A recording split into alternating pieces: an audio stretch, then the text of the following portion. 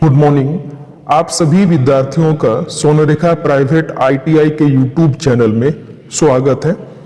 आज के इस वीडियो में electrician trade theory first year के विद्युतिक पदार्थ एवं केबल चैप्टर से अर्धचालक पदार्थ सेमीकंडक्टर मटेरियल क्या होता है, इलेक्ट्रिकल वायर क्या होता है और टाइप्स ऑफ इलेक्ट्रिकल वायर क्या होता है, इनके बारे में बात करेंगे। सबसे पहले बात करते हैं अर्धचालक, जिसे सेमीकंडक्टर कहा जाता है। जिन पदार्थों की चालकता का स्तर चालकों एवं अचालकों के मध्य का होता है वो अर्धचालक कहते हैं। इसको डिटेल्स में समझते हैं।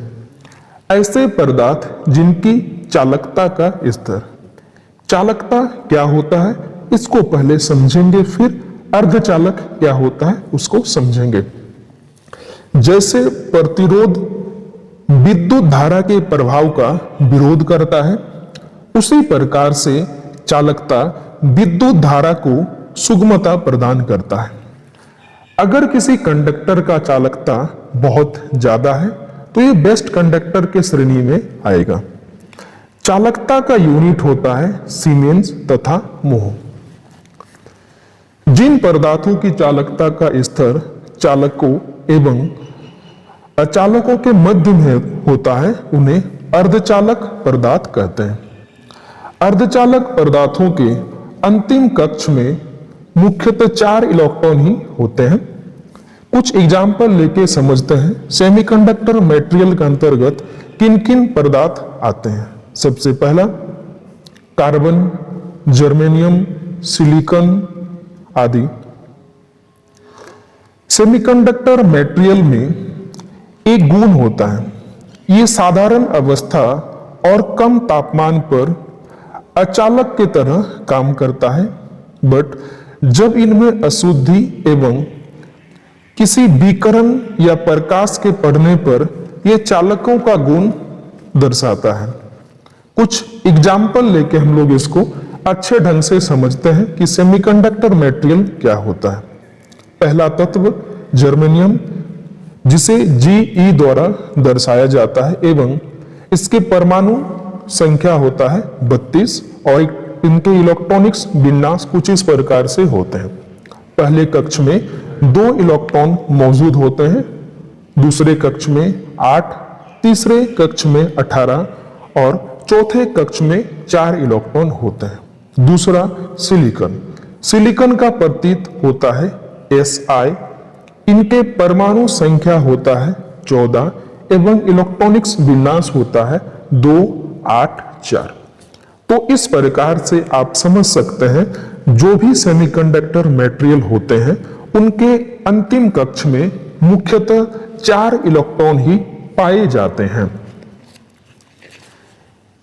इन तत्वों में अन्य विशिष्ट तत्वों को अशुद्धि के रूप में मिलाकर इनकी चालकता परिवर्तित की जाती है। विद्युतिक तार, जिसे इलेक्ट्रिकल वायर भी कहा जाता है, आप इस शब्द से भली भांति परिचित हैं कि इलेक्ट्रिकल तार क्या होता है। किसी भी प्रकार के लोड को सोर्स से कनेक्ट करने के लिए विद्युतिक तार के द्वारा ही संभव होता है। विद्युतिक तार एक प्रकार का करंट को रास्ता प्रदान करता है सोर्स से लोड तक, फिर लोड से सोर्स तक। यह प्रोसेस कंटिन्यूसली चलते रहता है। विद्युत धारा के सतह प्रभाव के लिए मार्ग प्रस्तुत करने वाला वृत्तीय कटाक्ष वाला नंगा अथवा आवरण युक्त चालक तार कहलाता है। विद्युत धारा को प्रभावित करने के लिए जिस वस्तु का प्रयोग किया जाता है उसी को इलेक्ट्रिकल वायर कहा जाता है। इलेक्ट्रिकल वायर मुख्यतः 2 प्रकार के हो सकते हैं। पहला नंगा तार, जिसे वेयर वायर भी कहा जाता है, और दूसरा आवरण युक्त तार। वेयर वायर का मतलब है एक ऐसा तार जिसके ऊपर में किसी प्रकार का इंसुलेशन का प्रयोग ना किया गया हो और आवरणयुक्त चालक का मतलब है एक ऐसे तार जिसके ऊपर इंसुलेशन पदार्थ का प्रयोग किया गया है, उसी को कहा जाता है आवरणयुक्त चालक। अब बात करते हैं विद्युतिक तार के प्रकार, types of electrical wire. Electrical wire को मुख्यतः हम लोग 6 भागों में विभाजित करके पढ़ेंगे। सबसे पहला नंगा तांबे का तार, जिसे बेयर कॉपर वायर कहा जाता है। यह कठोर खींचा गया तांबे का नंगा तार होता है। इसे वातावरण के प्रभाव से सुरक्षित रखने के लिए इस पर प्रायः टीन आलेपित किया जाता है। इस पे किसी प्रकार का वातावरणीय प्रभाव ना पड़े, इसीलिए इसके ऊपर टीन का कोटिंग किया जाता है। घरेलू विद्युत वायरिंग में 14 या 16 SWG का तार तथा ओवरहेड लाइन में 6 या 8 SWG का तार प्रयोग किया जाता है। अगर घरेलू विद्युत वायरिंग के लिए हमें बेयर कॉपर वायर की आवश्यकता पड़ेगा तो उसके लिए 14 से 16 SWG का तार प्रयोग करेंगे, एवं ओवरहेड लाइन के लिए अगर प्रयोग करना है तो उसके लिए 8 या 6 SWG का तार प्रयोग करेंगे। SWG का पूरा नाम होता है स्टैंडर्ड वायर गेज। इसका डायग्राम कुछ इस प्रकार से होता है। दूसरा ACSR वायर। ACSR का पूरा नाम होता है एल्युमिनियम कंडक्टर स्टील रेनफोर्स। यह प्राय 5-6 एल्युमिनियम के तारों के बीच एक स्टील का तार रख के स्टैंडर्ड तार के रूप में बनाया जाता है। ऐसे अगर प्योर एल्युमिनियम तार को ट्रांसमिशन और डिस्ट्रीब्यूशन लाइन में प्रयोग करेंगे तो प्योर एल्युमिनियम तार ज्यादा मजबूती प्रदान नहीं कर सकता है, ये बीच में टूट भी सकता है। इसीलिए मैकेनिकल स्ट्रेंथ को बढ़ाने के लिए और तार के कंडक्टिविटी को बढ़ाने के लिए एल्युमिनियम तार के सेंटर में एक स्टील तार का प्रयोग करते हैं, ताकि इसके कंडक्टिविटी भी बढ़ जाए और इसमें पर्याप्त मजबूती भी आ सके। जो भी ट्रांसमिशन और डिस्ट्रीब्यूशन लाइन में जो वायर का प्रयोग होता है वो अक्सर ACSR के द्वारा ही किया जाता है। तांबे के तार महंगे होने के कारण ओवरहेड लाइन में आजकल इन तारों का उपयोग में लाया जाता है। अगर हम कंपेयर करें कॉपर की वायर से एल्युमिनियम के वायर का, तो ये लगभग कॉपर के वायर से 40 to 50% कॉस्ट में ही ये आ जाता है।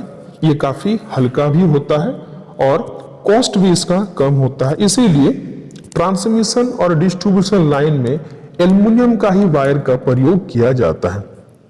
इन प्रकारों के तार के बीच स्टील का तार होने के वजह काफी मजबूत और झोल सहने वाला होता है। जैसे कि आपको पहले ही बताया था, जो एल्युमिनियम का तार होता है इसमें पर्याप्त मात्रा में मजबूती नहीं होता है।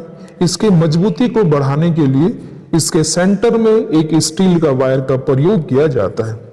ACSR वायर मुख्यतः इस प्रकार से दिखता है, आप इसे ध्यानपूर्वक देखिए। ACSR का आउटर कंस्ट्रक्शन और इनर कंस्ट्रक्शन किस प्रकार से होता है ये आप बेहतर ढंग से समझ पाइएगा। तीसरा GI तार। GI का पूरा नाम होता है गैल्वेनाइज आयरन वायर, जिसे शॉर्टकट में GI वायर भी कहा जाता है।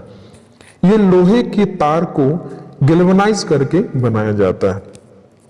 लोहे का विशिष्ट प्रतिरोध तांबे की अपेक्षा 8 गुना होता है। इसके अगर विशिष्ट प्रतिरोध की बात करें तो यह तांबे की अपेक्षा 8 गुना अधिक होता है एवं सस्ता और मजबूती होने के कारण टेलीफोन लाइन और अर्थिंग लाइन में 6 या 8 SWG का तार प्रयोग किया जाता है। इसके अतिरिक्त स्टे तार के रूप में भी GI स्टैंडर्ड तार का प्रयोग किया जाता है। 4th number fuse wire. विद्युतिक परिपथ में सुरक्षात्मक युक्ति के रूप में निम्न गलनांक वाला मिश्र धातु का तार फ्यूज तार के रूप में प्रयोग किया जाता है। विद्युतिक परिपथ में सुरक्षा युक्ति के लिए जिस तार का प्रयोग किया जाता है उसे फ्यूज तार कहा जाता है।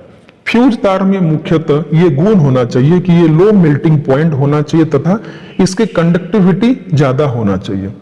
फ्यूज तार के रूप में मुख्यतः एल्युमिनियम या कॉपर के तार का भी प्रयोग किया जाता है। इसके अलावा जो आमतौर पर फ्यूज वायर होते हैं वो लीड और टिन का मिश्र धातु होता है। 5th number, eureka wire. इसे बनाने के लिए 60% कॉपर तथा 40% निकल की आवश्यकता होता है। इसका प्रयोग प्रायः प्रतिरोध तथा रियोस्टेट आदि को बनाने के लिए किया जाता है। यूरेका वायर कुछ इस प्रकार से दिखता है। नेक्स्ट, नाइक्रोम तार। 80% निकेल तथा 40% क्रोमियम धातु से तैयार की गई मिश्र धातु से बनाया गया नंगा तार क्रोमियम तार कहलाता है। क्रोमियम तार को बनाने के लिए 80% निकेल तथा 20% क्रोमियम की आवश्यकता होता है। नाइक्रोम को प्रायः हीटिंग एलिमेंट के नाम से भी जाना जाता है। इसका प्रयोग हीटिंग एलिमेंट बनाने के लिए ही किया जाता है।